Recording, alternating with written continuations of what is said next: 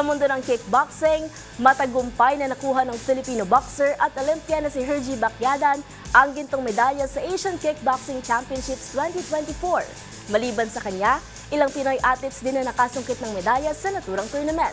Ang mga detalye tutukan sa report na ito.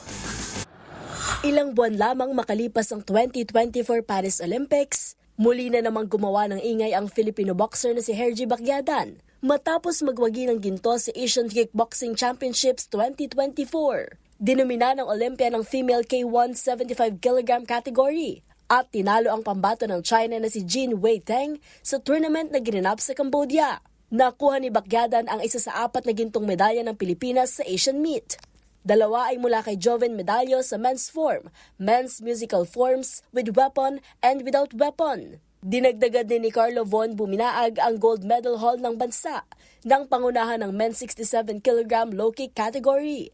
Maliban sa mga ginto, nakapag-uwi si Jana Lavador ng 3 bronze sa women's musical forms with weapon and without weapon. Bronze din kay Renz Dakel sa low kick female 48kg. Third place finish para kay Lance Iron Villamer sa 63kg male. At isa pang bronze mula kay Daryl Chulipas para sa full contact 51kg male.